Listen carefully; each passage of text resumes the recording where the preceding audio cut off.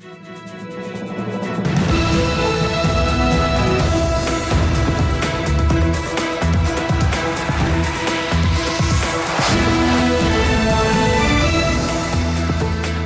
and good evening. This is TV7 Israel News broadcast to you from Jerusalem, and in today's top stories. In a very rare attack, Palestinian Islamists launched a rocket from the northern Samaria district toward Israel's central communities.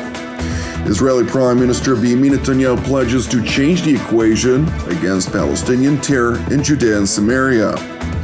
The IDF, ISA, and police top commanders release a joint statement deploring acts of Israeli terrorism against Palestinians. A very rare incident occurred this morning when Palestinian Islamists indiscriminately launched a rocket from the area of the Palestinian city of Jenin in northern Samaria toward nearby Israeli communities. After footage surfaced on social media purporting to show the referred to rocket launch, the IDF spokesperson's unit released a statement confirming the attack, while further noting that the projectile exploded in Palestinian territory. Thankfully, no injuries were reported, and according to the IDF, the rocket did not pose a threat to communities in the area. Meanwhile, the IDF highlighted that the incident is under review. Separately, Israel continues to successfully exert pressure against terror elements throughout the West Bank districts of Judea and Samaria, and is seemingly widening its toolbox to contend with changes in the field. IDF, ISA, and Border Police Special Operations Forces conducted extensive counter-terror activities overnight, during the course of which 10 suspected terror operatives were successfully apprehended. Meanwhile, in Jerusalem, Prime Minister Beniamin Netanyahu stressed at the start of his weekly cabinet meeting that Israel's security establishment repeatedly changes its equation vis-à-vis its enemies. In Operation Guardians of the Walls, we changed the equation with Hamas. We set it back a decade. Hamas has not fired a single rocket from Gaza at Israeli territory for several years. In Operation Shield and Arrow, we changed the equation with Islamic Jihad when we targeted its leadership in Gaza. Last week, we changed the equation again, this time against the terrorists in Judea and Samaria. The IDF and the security forces used a UAV to target terrorists in Jenin, and this is a sign of what is to come. We are taking a vigorous policy that allows the IDF to use all the tools at our disposal to defend the security of the citizens of Israel. I give full backing to our security forces, to our soldiers, who are doing excellent work.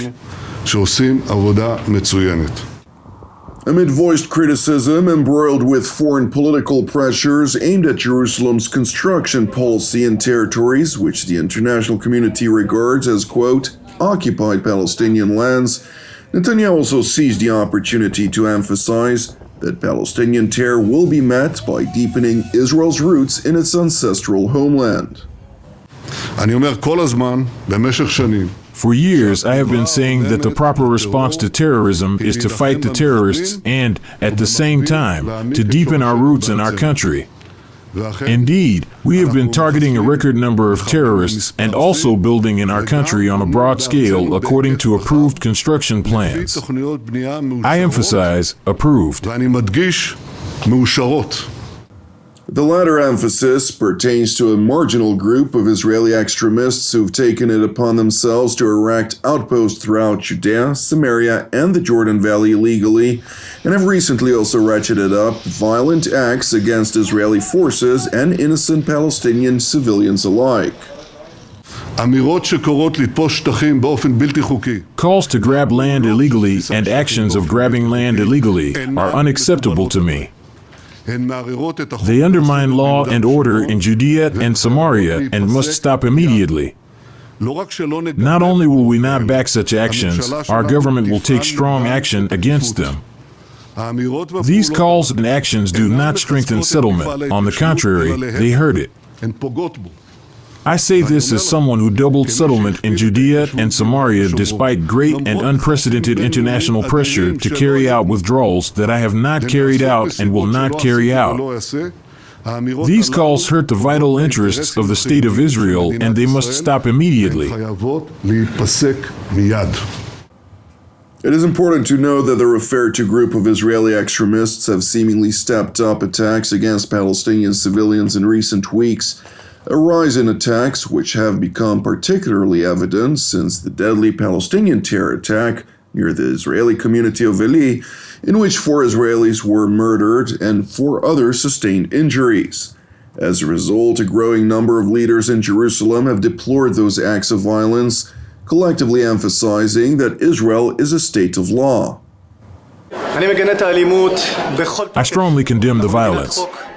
We are a state of law, and whoever breaks it or acts against the law should pay the price. And I know for certain, and I trust the IDF to do its work.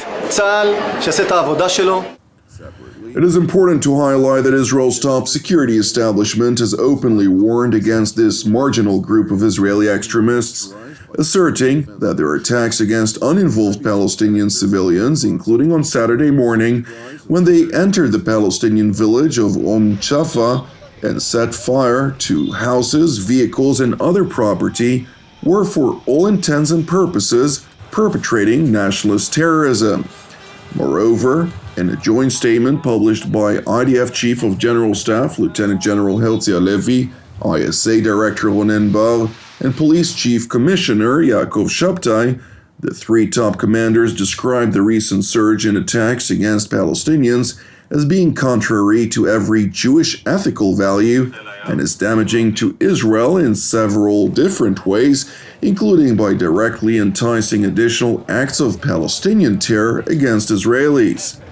It is crucial to highlight that while the defense establishment is increasingly concerned by the rise of attacks against Palestinians, these same radical Israeli groups are equally violent against IDF and border police forces operating to uphold Jerusalem's directives throughout Judea and Samaria.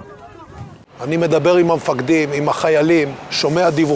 speak to commanders and soldiers and hear the reports. Therefore, I'm very concerned from what I hear. There are attacks of a radical population group against IDF commanders, against IDF soldiers. These also include physical attacks. This is very dangerous and worrying. From here, I turn to public servants who target the Chief of General Staff, the ISA Director, and Police Commissioner. They target IDF commanders who operate in the field, division, and brigade commanders. I tell you, public servants, including members of parliament and ministers, if you want to attack anyone, attack me. I am the defense minister. I am here to protect the IDF. Don't touch IDF troops. They represent all of the people of Israel and protect all of us, and we must enable them to do their work. We will not accept harm to the IDF. We will not accept harm to IDF commanders, and whoever does so will be brought to justice in the most severe terms. It is important to explain that these radical groups, which are commonly referred to in Israel as the Hilltop Youth, have known, albeit currently indirectly, connections to both Israeli National Security Minister Itamar Ben-Gvir and Finance Minister Bezalel Smotrich, among other senior officials from their respective parties. These connections have seemingly triggered a string of allegedly associated Israeli ministers and members of parliament to rebuke Israel's defense establishment, calling on them to fall in line with the so-called right-wing government in Jerusalem. Nevertheless, Prime Minister Beniamin Netanyahu decried those statements, asserting that there is no place for lashing out against the people who lead Israel's struggle against terrorism. Meanwhile, in Washington, the U.S. National Security Council Coordinator for Strategic Communications, John Kirby, responded to a question related to the rise in West Bank violence, which included an attack last Wednesday on Palestinians who also hold U.S. citizenship. We've certainly seen reports now of U.S. citizens at risk and potential victims here, actually having become victims some of the violence, and we're actively engaging with the government of Israel about that. Several U.S. government officials visited the West Bank and met with the victims of this violence in a place called Termasaya. I hope I'm pronouncing that right. And consular officials have been providing assistance to U.S. citizens as requested. So we'll continue to stand ready to do that. Look, I'll say it again for the I don't know how many time, we condemn all acts of violence.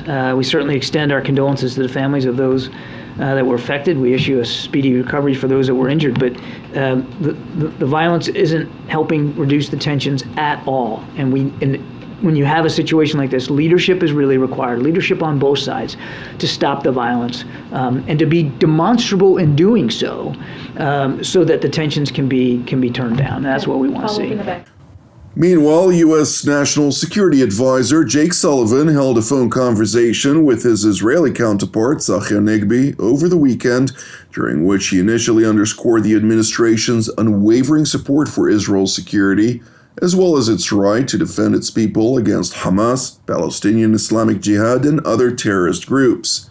Separately, Sullivan also expressed the Biden administration's deep concern, as he put it, over the recent extremist settler attacks against Palestinian civilians and the destruction of their property in the West Bank. He reiterated the importance of holding accountable those responsible for such acts of violence. Thank you for watching TV7 Israel News. Separately, I would like to encourage you, pray for our persecuted brothers and sisters worldwide, as well as for the peace of Jerusalem and salvation of Israel. I'm Jonathan Essen, wishing you a Shavua Mevorach, and God willing, we'll see you again tomorrow at the same time.